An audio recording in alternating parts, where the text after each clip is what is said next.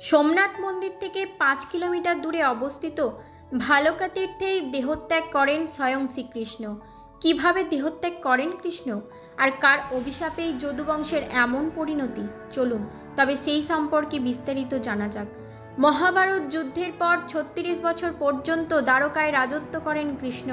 তারপর দ্বারকা থেকে 5 কিলোমিটার দূরে গিয়ে বৈকুণ্ঠে গমন করেন বাসুদেব।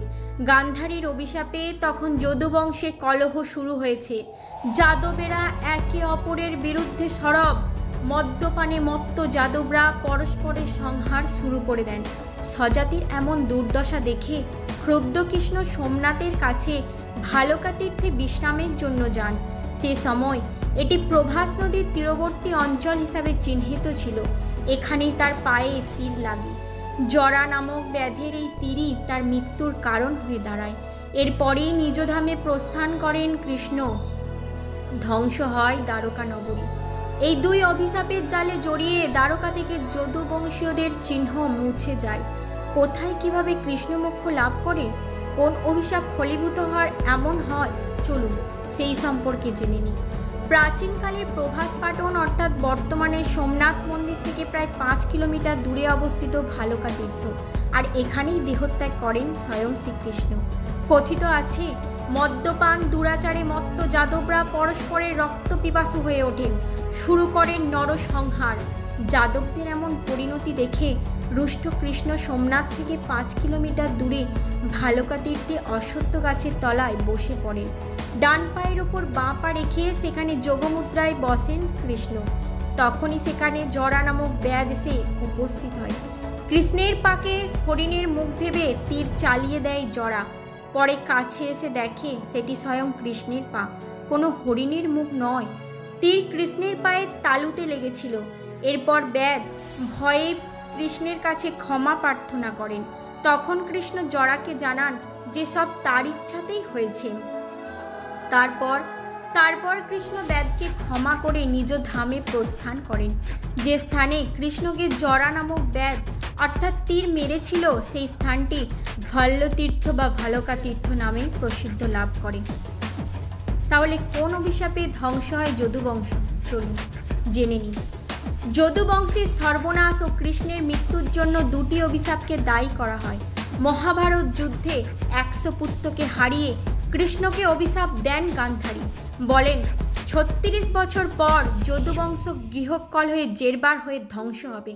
দ্বারকায় যাদবদের পতনের কারণ হয়ে ওঠে গান্ধারীর এই অভিশাপ। অন্যদিকে জরা নামক ব্যাধির দ্বারা আহত হয়ে কৃষ্ণের দেহত্যাগের পিছনেও অভিশাপই দায়ী। সেই কাহিনী এখানে আলোচনা করা হলো। ভগবদ্গীতা অনুযায়ী একদা কৃষ্ণের পুত্র সাম্বার মাথায় এক দুষ্ট বুদ্ধি খেলা করে। এক গর্ভবতী স্ত্রীর বেশ ধারণ করে ঋষিদের সম্মুখে উপস্থিত হন, তাদের সঙ্গে ঠাট্টা করার চেষ্টা করেন। এতে ক্ষুব্ধ ঋষিমুনিরা সাম্বাকে অভিশাপ দেন যে তিনি এমন এক লোহার তীর প্রসব করবে যা তার কুল এবং সাম্রাজ্যকে ধ্বংস করে দেবে। ঋষির এরকম অভিশাপ শুনে সাম্বা ভয় পেয়ে যায়। তিনি উগ্রসেনকে সমস্ত ঘটনা জানান। উগ্রসেন তাকে বলেন যে লোহার তীরটিকে গুঁড়ো করে সমুদ্রে ভাসিয়ে দিতে। এর ফলে তিনি অভিশাপ থেকে মুক্তি পেতে পারেন। উগ্রসেনের কথা সাম্বা তীর চূর্ণ করে নদীতে ভাসিয়ে দেয়। এর পাশাপাশি উগ্রসেন ঘোষণা করেন যে যাদব রাজ্যে কখনো মাদক উৎপাদন ও সেবন করা যাবে না। এরপরই একাধিক অশুভ সংকেত পেতে শুরু করেন দ্বারকাবাসীরা। এর মধ্যেই কৃষ্ণের সুদর্শন চক্র, শঙ্খ, রথ ও বলরামের নাঙল অদৃশ্য হয়ে যায়। দ্বারকায় অপরাধ ও পাপ বৃদ্ধি পেতেই থাকে। তা দেখে কৃষ্ণ দুঃখিত হয়ে প্রভাস নদীর তীরে গিয়ে নিজের পাপের প্রায়শ্চিত্ত করতে বসেন। সকলে সেখানে গিয়ে মদের নেশায় মত্ত হয়ে একে অপরের সঙ্গে তর্ক জুড়ে দেন। এরপরই পরস্পরের হত্যা করতে শুরু করেন তারা। ভাগবত পুরাণ অনুযায়ী এরপরই অশ্বত্থ গাছের তলায় বিশ্রাম করছিলেন স্বয়ং শ্রীকৃষ্ণ। সেখানেই কৃষ্ণের বাঁ পাকে হরিণ ভেবে তীর চালায় জরা নামক ব্যাধ। তারপরে তিনি দেহত্যাগ করেন। সে সময় তার বয়স ছিল আনুমানিক 125। প্রচলিত কাহিনী অনুযায়ী কৃষ্ণের পায়ে যে তীর লাগে তাতে তারই পুত্র সাম্বার গর্ভ থেকে উৎপন্ন লোহার তীরের অংশ ছিল। এভাবেই গান্ধারী ও ঋষির অভিশাপ অনুযায়ী যদুবংশ ধ্বংস হয়। কৃষ্ণের নিজধামে গমনের পর দ্বারকানগরী সমুদ্রের তলায় চলে যায়। তাহলে শ্রীকৃষ্ণ কেন একটা সামান্য ব্যাধির তীরে দেহত্যাগ করেছিলেন? চলুন সেই সম্পর্কে জেনে নিই। রামায়ণে রামের কাছে বালি এবং রাবণের অপরাধ ছিল সমান সমান, কারণ রাবণ যেমন সীতাকে আটকে রেখে তাকে বিয়ে করার চেষ্টা করেছিল, একইভাবে বালিও তার ছোট ভাই সুগ্রীবের স্ত্রীকে আটকে রেখে তাকে বিয়ে করার চেষ্টা করেছিল। সুগ্রীব তার রাজ্য থেকে তার বড় ভাই বালি কর্তৃক বিতাড়িত হয়ে বনবাসরত রামের শরণ নিলে রাম প্রথমে সুগ্রীবকে সাহায্য করে তাকে তার দলে নেওয়ার জন্য বালিকে হত্যা করার সিদ্ধান্ত নেয় এবং তারপর সুগ্রীব ও বালির যুদ্ধ লাগিয়ে দিয়ে আড়াল থেকে তীর নিক্ষেপ করে বালিকে হত্যা করে। বালিকে হত্যা করার সিদ্ধান্ত ছিল ঠিক, কিন্তু তাকে হত্যা করার পদ্ধতি ঠিক বীরের মতো ছিল না, এটা রাম নিজেও জানত। যদিও পিতাকে হত্যা করার জন্য বালির পুত্র অঙ্গদ রামকে কোনো দোষারোপ করেনি, কারণ অঙ্গদ লঙ্কার যুদ্ধে রামের পক্ষ থেকে যোগ দেয় এবং রামের যুদ্ধে জয়ে গুরুত্বপূর্ণ ভূমিকা পালন করেন তিনি। বালি হত্যায় রামের দোষ থাকলে অঙ্গদ এটা করত না। যা হোক, আড়াল থেকে তীর মেরে বালিকে হত্যা করাটা রাম নিজে ভালো চোখে দেখেননি।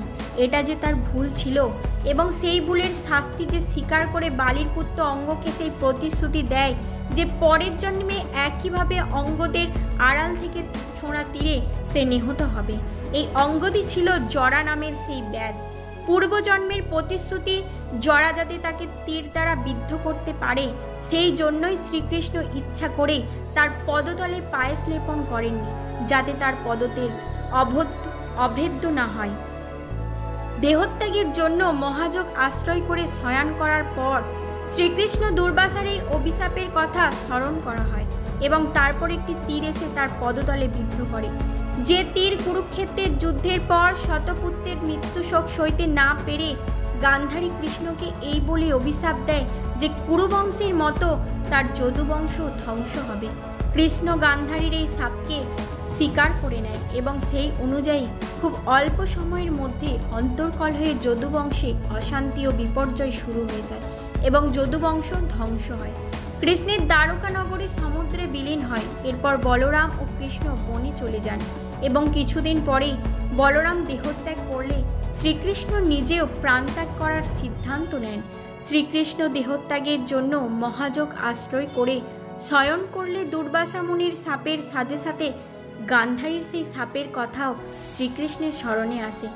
এক্ষেত্রে কারো কারো মনে হতেই পারে যে শ্রীকৃষ্ণ তো একজন ঈশ্বর ছিলেন, তাহলে তিনি এই দুজনের অভিশাপকে কেন এড়াতে পারলেন না? চলুন তবে জেনে নিই। সকল ঘটনার সাথে সাথে এই দুটি ঘটনাও ছিল শ্রীকৃষ্ণের পরিকল্পনা মাফিক। জরা যাতে শ্রীকৃষ্ণের পদতলকে তীর মেরে বিদ্ধ করতে পারে, সেই জন্যই তিনি যেমন ইচ্ছা করে তার পদতল ব্যতীত সারা দেহে পায়েস লেপন করেছিলেন, তেমনি কুরুক্ষেত্রের যুদ্ধের শেষে হস্তিনাপুরে এসে যুধিষ্ঠিরকে সিংহাসনে বসানোর ঠিক আগে সভাসদরা মিলে যখন যুধিষ্ঠিরের মাথায় রাজমুকুট স্থাপন করার সম্মান দিচ্ছিলেন, ঠিক সেই সময় রাজসভায় গান্ধারীর আগমনের জন্য শ্রীকৃষ্ণ অপেক্ষা করেছিলেন, যাতে রুদ্রমূর্তি নিয়ে গান্ধারী আসে এবং শ্রীকৃষ্ণকে অভিশাপ দেয়। এর ফলে গান্ধারী অভিশাপ দেয় যে শ্রীকৃষ্ণের যদুবংশ ধ্বংস হবে এবং কোনো এক ব্যাধের তীর নিক্ষেপে তার মৃত্যু হবে। শ্রীকৃষ্ণ সেই অভিশাপকে স্বীকার করে নেন। ফলে গান্ধারী যেভাবে বলেছিল ঠিক সেইভাবেই যদুবংশ ধ্বংস হয়। দ্বারকানগরী সমুদ্রে নিমজ্জিত হয় এবং শ্রীকৃষ্ণের চরণে জরা নামক ব্যাধের তীর বিদ্ধ হয়। অন্য সকল ঘটনার মতোই এই দুই ঘটনাও শ্রীকৃষ্ণের ইচ্ছেতেই ঘটেছিল। সুতরাং শ্রীকৃষ্ণ দুর্বাসা মুনি ও গান্ধারীর অভিশাপকে এড়াতে পারেননি। এটা আসলে একটা ভ্রান্ত বিশ্বাস। বরং দুর্বাসা মুনি ও গান্ধারীর এই দুটো অভিশাপের কথা উচ্চারণ করেছিলেন শ্রীকৃষ্ণের পরিকল্পনাকে বাস্তবায়ন করার জন্য, শ্রীকৃষ্ণের ইচ্ছা অনুসারে। জয় শ্রীকৃষ্ণ। তাহলে সকলেই আরেকবার আমার সাথে বলুন, জয় শ্রীকৃষ্ণ। তো বন্ধুরা, ভিডিওটি যদি আপনাদের ভালো লেগে থাকে তাহলে একটি লাইক করে দিন এবং আমার চ্যানেলটিকে অবশ্যই সাবস্ক্রাইব করে দিন।